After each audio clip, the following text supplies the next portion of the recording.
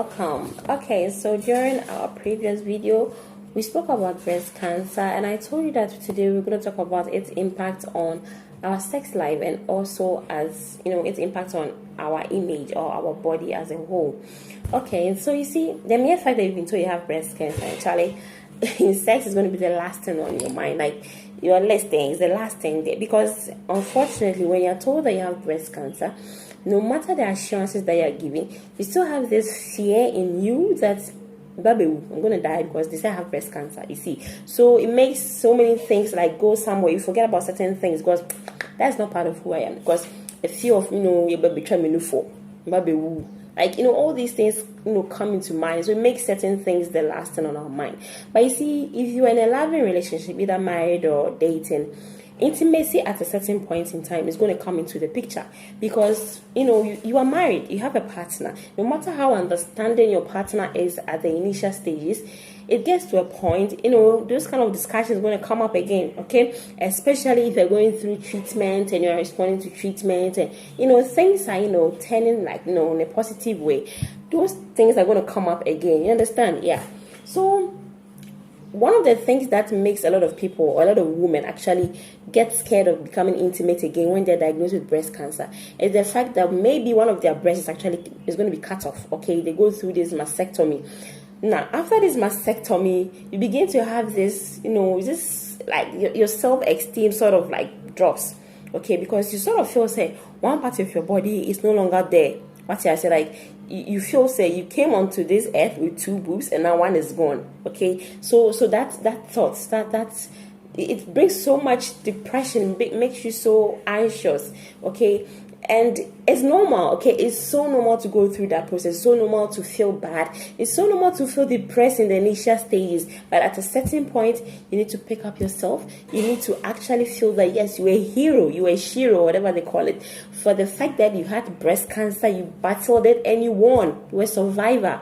Okay, so you get to a point, you have to come out of that depression. Okay, but if you feel you can't come out of it, then you need somebody to talk to, either a family member, your partner, or better still, like, a specialist, maybe a psychologist. Okay, you talk to the person about your fears, about the pain and the depression you're going through after the surgery and all that. Yeah. And then it comes to the point where, you have to start admiring your body, appreciate your body, and accept your body as it is. Okay, with one breast, with no breast, with both breasts, whatever it is, accept the body. Because it's actually the big step you have to take. Accepting your new image. Accepting the fact that this is my new image. But yes, still, I'm proud of who I am. I'm proud of my new image. You take that, and then that's the first step to, getting out of this depression, getting out of this, anxiety. Okay, yeah. And also, when it comes to the problem of sex, some of these chemo, some of these treatment, like the chemo and the radiation and all this, it sort of makes you go through pain. And actually, even after the surgery, even if the breast was not taken away, but just the cancer or the cancerous tissues were just taken away, you sort of lose a bit of a sensation in your breast. Okay, the way at first, if during sex or during romance, the feelings you used to get in your breast, that affected breast, maybe the sensation might sort of reduce a little bit. Okay, and maybe the pain of the surgery and the chemo, like you may lose like that kind of sensation a little bit. Okay, but there are other, places that you can explore. Okay, there's a chance to explore your whole body all over again. There may be some parts of your body that feelings go, but you probably never knew because the only man knew for no. But there may be other places that you may get some sensations you never knew you even had at these places. So this is a better or a good way for you and your partner to also explore your body. Okay, let your partner know how you feel. That maybe because of the scar, I don't feel comfortable with you touching my boobs, either the scar or the one there. I don't feel comfortable. I'm not yet okay with the new body. Okay, let him know, and then you explore other parts of your body. Okay, now sometimes with this treatment also causes dryness. Okay, vaginal dryness. Okay, so you can use lubricants. Yeah, you can use lubricants. The water, whatever lubricants. Yeah, you use those ones, and then gradually, maybe be slow. Change. Try different positions, things that are not so aggressive, okay, because of the pain and, the whole process. So you try, gradual process. It should be a gradual thing. Try new positions, make it more romantic, not only the penetration that's actually sex. or not only the penetration, is intimacy. Let me put it that way, okay? Cuddling is there, kissing is there. I mean, so other forms of intimacy that you guys can explore to make things better for the two of you, okay?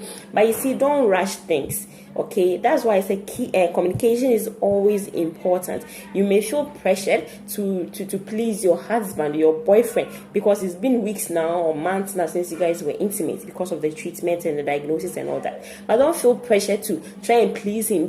You feel you're really not ready. Your body is still not there yet, but you want to please him, so you're trying to do things that you wouldn't want to do. No, communicate your fears to your partner so that the two of you take a step together. Okay, yeah, you take the step together. So some of the treatment, like the chemo, also causes hair loss. Okay, it's normal, but then your hair is going to grow back usually after the treatment. It takes a bit of time, but it grows back. So you can put on wigs. I'm actually wearing a wig. I'm not a breast cancer survivor, but I'm trying to say wigs are available, so you can put on a wig. Okay, there are scarves, the other things that you can do to feel good. And some also actually embrace the baldness, and like, of course, Sakura, and like she feels okay, she feels proud. So yeah, I'm a breast cancer survivor, my Sakura. So you can try other alternatives to make you look good, to make you feel better. Okay, and you may feel that now because I have one breast, I'm bald, like I'm no more attractive to my partner. Oh boy, I'm still attractive to him. Okay, as I said, communicate with your partner and let him tell you how he also feels. Okay, try new things and trust me, you're going to be fine. Going to be fine. As I said, you were a hero, you were a shiro, whatever, because you have survived. You're a survivor. Yeah, so the sex part, as I said, is a gradual thing because of the pain, because of the changes in the body. But the most important thing is communication and explore new avenues, explore new things that make sex good, make sex great, and you're going to be fine. Yeah, you're going to be fine. Then with your body image, okay, do you know that right now we have the breast reconstruction surgery, and it's even in Ghana now? Yeah. I really don't know the price. I could look for it for you, but it's a bit expensive. Yeah, that's what I've heard. So you could actually also go for the breast reconstructive surgery if you really don't feel comfortable with the one breast. But with the reconstructive breast surgery, just know saying that feelings now we know the natural breast. Most of them just have feelings, yeah. But at least you will still feel good, like you feel that there's something there, yeah. And then when you're going to town or something, we have this, is it prosthesis or something, yeah, and this foam they can put in your bra, to make you feel good. Okay, so just take your time to do things that will make you feel good, and trust me, everything is going to be fine, everything is going to be okay. Okay, just take things slow and trust me, you're going to be fine. Okay, so yeah, this is what we've learned today about breast cancer and how the impact on our sex life and how you can work things out. Yeah, so if you have any questions, just drop it at the comment section, and subscribe if you haven't subscribed yet. Yeah, so until we meet again, take care of yourself.